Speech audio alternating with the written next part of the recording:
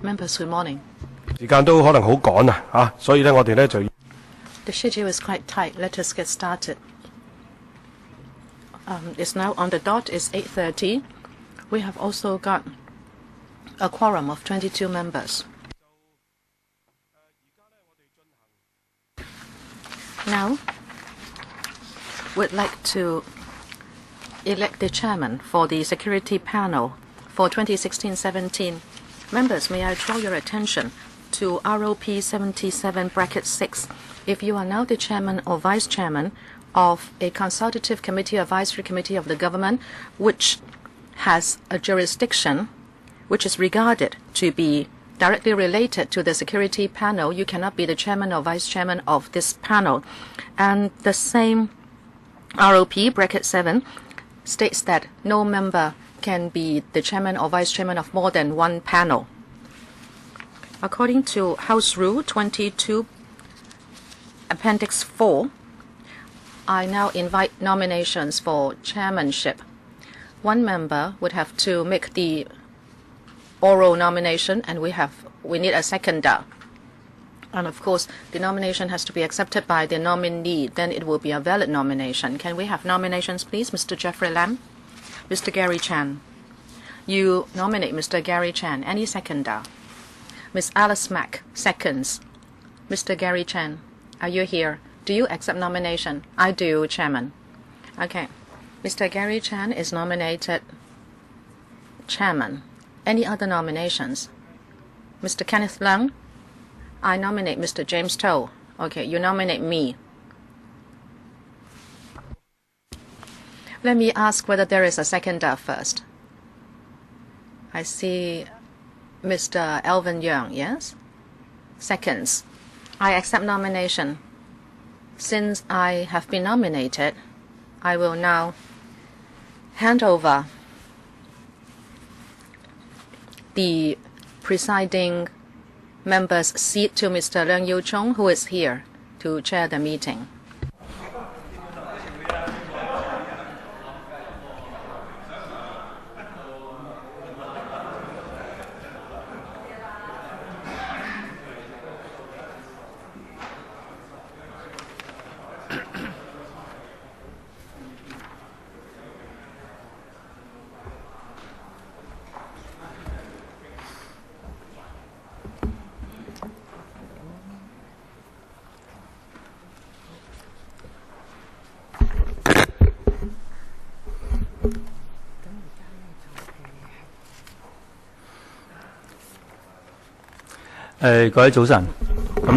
Morning.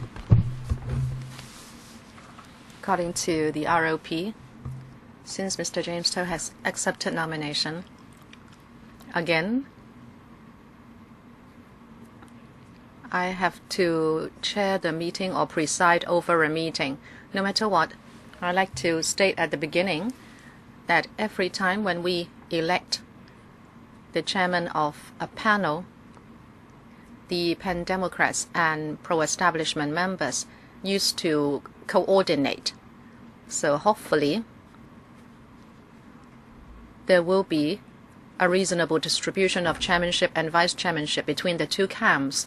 So the two camps can take turns to chair panel meetings in an effective manner.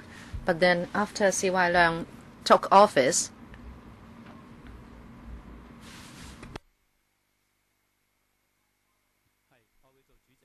I will be the chairman. Speakers not coming through. If I am the chairman, I have the right to speak my mind. I don't know whether I'm the chairman or the presiding officer. If I'm the chairman, I have the right to speak. You please remain quiet. Please be patient. But since C.Y. Leung took office, the way of working has been most unfair. Last year, we only had 2 chairmanships and 3 deputy chairmanships. And this time around, there has been no improvement even after consultation. We would only be the chairman of 2 panels again. Therefore, in this election, It has to be a real election. We have to handle it properly. First, I like the clerk to help me, whether I'm the chairman or I'm just presiding over the meeting. Because last time, when I chaired the meeting for the election of the President of the Council, I was told by the Secretariat that I would only preside over the election. I was not the chairman. Therefore, when I presided over the meeting, I only had the authority to conduct the voting and announcement of the result. Now, if I am the chairman, I have different powers. Sorry, speaker's not coming through. Because last time I said the legal opinion we had was that I could only do a few things. First, I had to accept the nominated list of the candidates and also the list of members who could vote at the election. And 2, I should conduct the election. And 3, I should announce the election results. But today, the clerk has not given me any list of the nominees. They have just been nominated at the meeting. So I have no opportunity and no right to clarify whether these nominations are valid. If I'm the chairman, I should have that authority, but not so if I'm the presiding officer. And also, if I am the chairman, I should also enjoy other authority given to me in the House rules. Can I ask the clerk? Can I ask the SG? Sorry, speaker's not coming through. Speaker's not coming through. Can I please ask the clerk or the legal advisor to give me a view? SG, speaker not coming through. Thank you. Mr. Leung Yiu-chung, this is the election of chairman of a panel. We have a different procedure from the election of the president. We accept anonymous nominations, and nominations have just been made, and it is very clear that there have been 2 nominees. They are Mr. Gary Chan and Mr. James To, and the authority of the presiding member is limited to the conduct of the election, and the duties are such that if there are more than 1 nominations, then there should be a secret ballot and also verification of the votes, and also announce the results of the election. And the role is very clear. It is limited to what I read out. If we then have a chairman, then Mr. Leung, you can hand back the chair to the chairman so elected. Thank you very much. However, many members were speaking from their seats and there was a little confusion. If supposing I cannot keep order at the meeting, can I call an adjournment? Last time, the legal opinion was that I did not have the power to adjourn the meeting. Can I please clarify this? The SG issued a notice last week stating clearly the jurisdiction of members presiding over an election. Now, of course, they would have reasonable powers to keep order at the meeting, but as to how those powers can be exercised, it should be up to the presiding member to decide. But these authorities include keeping order and taking necessary procedures to make sure that the election will be conducted in an orderly manner.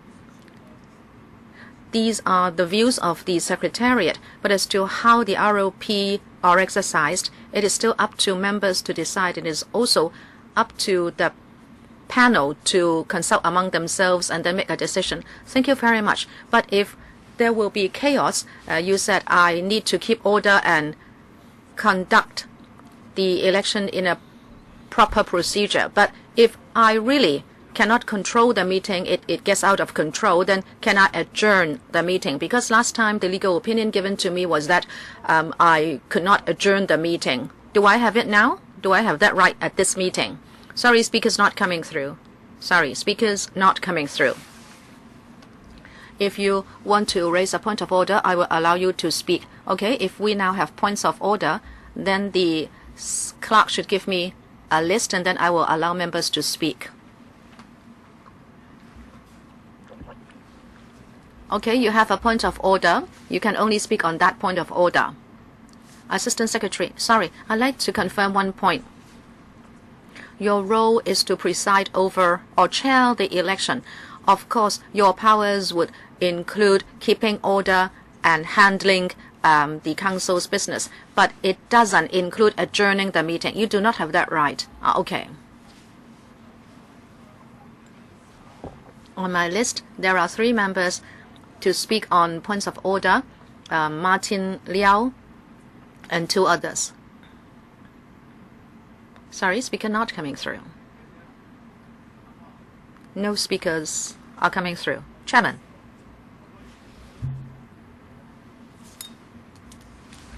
I have heard this conversation this morning. Your duty is to exercise the ROP to conduct the election, but you have not given us the confidence that you can chair this meeting. Can I ask you to consider to give up your seat and read the ROP and know them well before you chair a meeting? Thank you. Second member, Mr. Abraham Sheikh. Sorry, Mr. Holden Chow. Under the ROP 3(3), Chairman. Have you finished?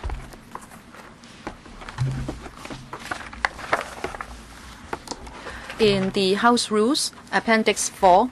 Sorry, I haven't asked you to speak. Mr. Abraham Sheikh was speaking. I just wanted to draw your attention to 3(3). Sorry, Mr. Holden Chow. Sorry. House Rules, Appendix 4. It states the procedures for election of chairman of panels. Please go into that. Mr. Abraham Sheikh, I have already spoken, Chairman. Ms. Lau Siu Lai, the then President, Mr. Jasper Zhang, said that Mr. Leung should have been a chairman at the last election, but then just now the legal advisor did not say that. I'd like to ask the legal advisor to state clearly which ROP states whether you are chairman or you are the presiding member. Please cite the ROP and not quote from the SG. The SG is not the overlord of this meeting. SG.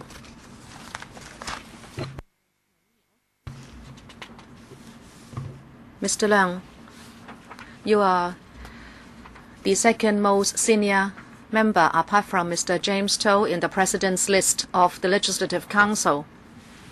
According to the election procedures, you will chair this meeting. If you ask whether you can adjourn the meeting, well, actually, your role is to chair this meeting. I can't see why you can adjourn the meeting. No, Ms. Lau Siu Lai is asking you, what is the difference between this meeting and the last one? Last time I was chairing the election of the president, and this time I'm chairing a meeting. What is the difference? How do you define chairmanship and the presiding member's role? I'm presiding over the election, or am I the chairman? We like to clarify this. That is Ms. Lau Siu Lai's question. It's very clear that you are now presiding over the election as a member. Am I the chairman? During the period you chair the meeting, you have the necessary and reasonable powers of a chairman.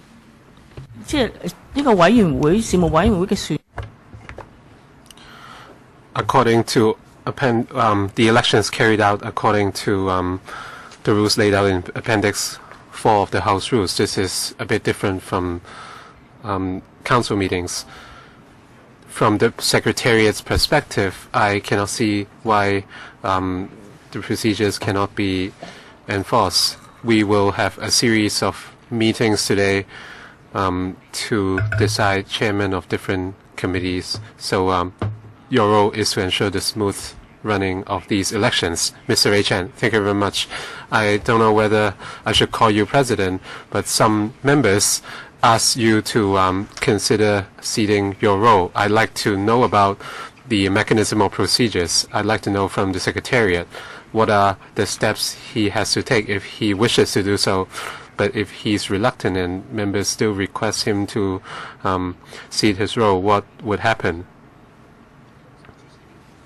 If Mr. Leung Yiu-chung does not want to preside over this meeting, he should leave the room, and the next member on the line would chair the meeting. If Mr. Leung Yiu-chung does not wish to chair this meeting,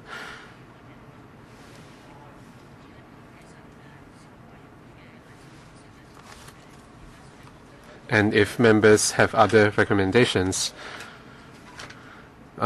according to the House rules, members can decide who would chair the panel meetings. If Mr. Leung Yiu-chung does not wish to chair this meeting, the next member in the line would preside over the meeting.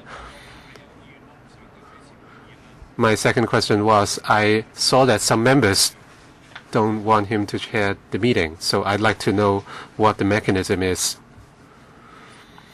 Mr. Leung Yiu-chung didn't say he doesn't want to chair this meeting, but it was a request by certain members in the floor.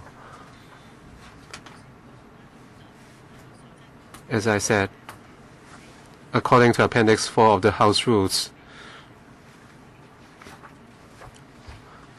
the requirements are very clear. Generally speaking, as long as the proceedings of the panel meetings are not against the rules of procedure, the panel members can decide for themselves. That's all I can say. Thank you. Next, Mr. Paul Chair. Chairman, I'd like to apologize for speaking loudly just now, but I was very angry. I think you have abused your powers this morning as an excuse for what you did before. And of course, you are presiding over the meeting according to Appendix 4 of the House Rules. Whether it's chairman or a person presiding over the meeting, there are certain implicit powers in order to facilitate the meetings. And as an experienced member, you should understand this point.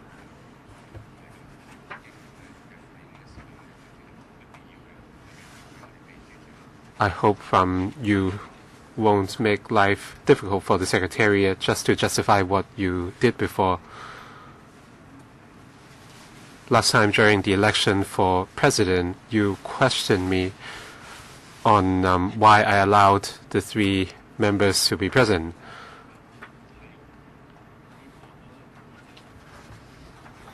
I'd like to clarify that as long as I could facilitate the running of the election, well, I did not have that power at that time, but at that time you questioned why I didn't do so. I don't want to go into that because this is not a suitable platform, and this would only lengthen the proceedings. Please continue to preside over the meeting. Next, Ms. Lau Silai.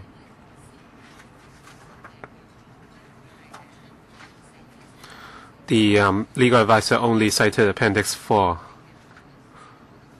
However, a lot of members still feel that this is unclear. So I hope the legal advisor can clarify that under Appendix 4, which provision specifies the power of the chairman according to Rule 3.3 of the Rules of Procedure, and according to former President Jasper Chang, he talked about the powers of the chairman. if a person presiding over the election only has certain powers, which provisions would apply? Some members feel that this is unclear. Can you clarify that, please?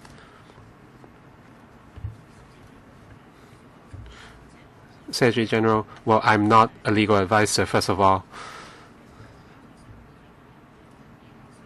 I'd like to address Mr. Leung Yiu-chung's question. Your role is to preside over this election.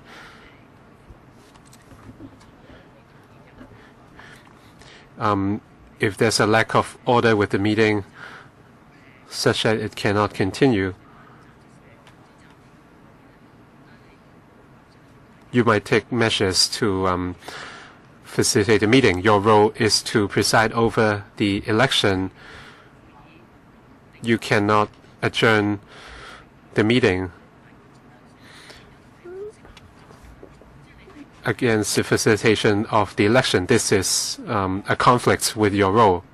How about adjourning the proceedings? It depends on your purpose. If there's a lack of order with the meeting such that it cannot continue, that can be something to consider. However, your role is to ensure the smooth running of this meeting. Thank you. Next, Mr. Cheng Chung Tai. Thank you, Chairman.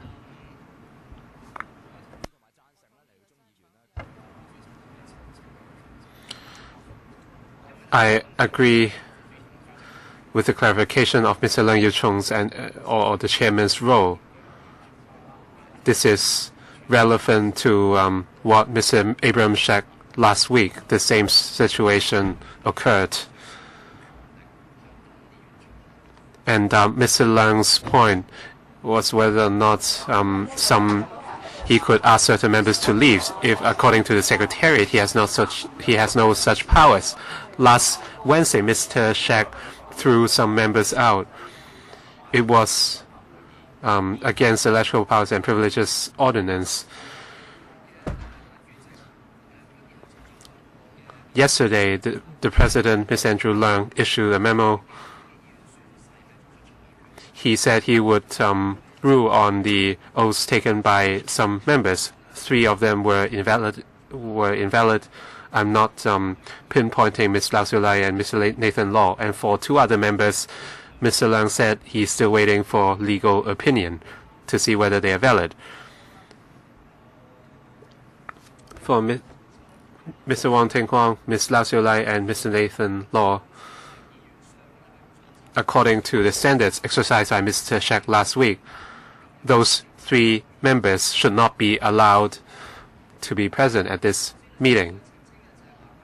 Mr. Leung wanted to clarify whether he has the power to throw out these 3 members. If not, then that means Mr. Shek's decision last week was erratic. If yes, then Mr. Leung would have a similar power to throw members out, should it be necessary. According to the Secretariat, if certain members jeopardize the election, then I have the right to exercise such power. Last time, the 3 members only sat there and they did not jeopardize the election. So according to the legal advisor, I have no such power to throw certain members out. In a similar fashion, if no member jeopardizes the election, I have no power to ask them to leave. That's my role as a facilitator. But if I'm chairman, I can decide whether any members should or could stay. So the powers are very different. So I want to clarify whether I'm just presiding over the election or if I'm chairman. As Mr. Cheng said, at least 2 members, Ms. Lau Siu-lai and Mr. Nathan Law, have they actually completed their oaths? Can they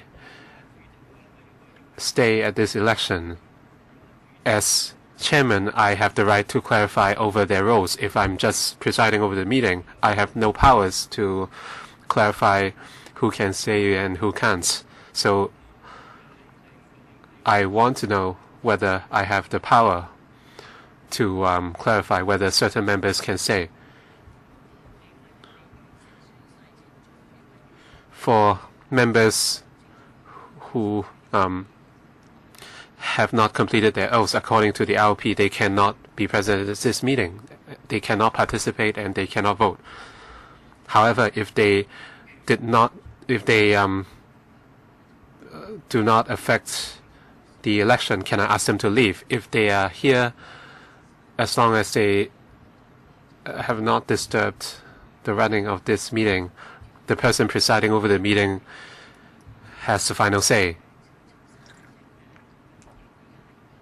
I want to reiterate that Mr. Leung is now presiding over the election we only have 5 minutes till 9 a.m. So am I chairman?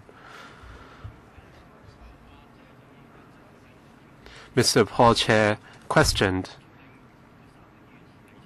why I didn't ask the 3 members to leave at that time, even if they did not affect the running of the meeting. I don't want to intervene. Today is the panel elections. This is different from the election for president last time. We only have less than 5 minutes left. Do I have the right to extend the meeting today?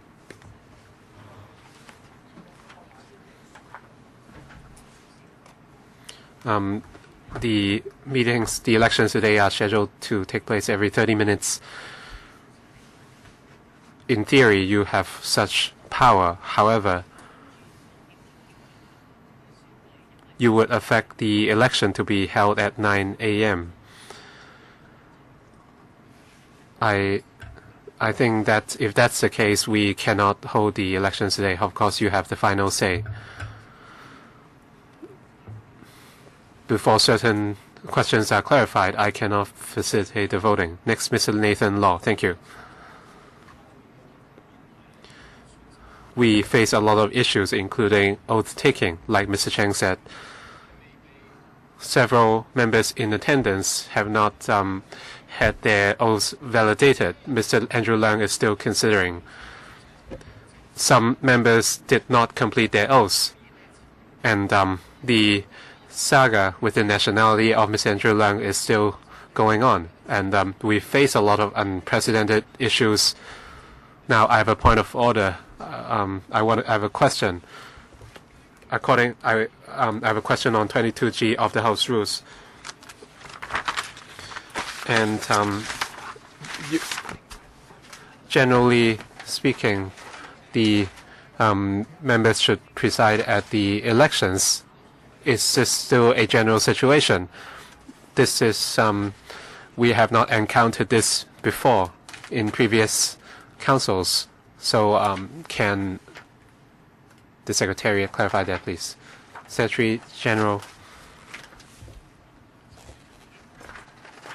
As I said, any extension of the meeting would affect the next meeting, so you should not extend it. It should end.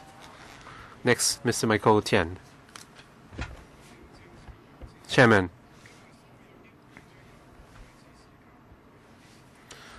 The meetings today have start times but not end times.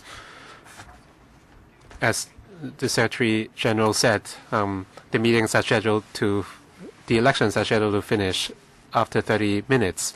So at the end of the time slot, it would be adjourned to facilitate the next election. Is that the case? Secretary General.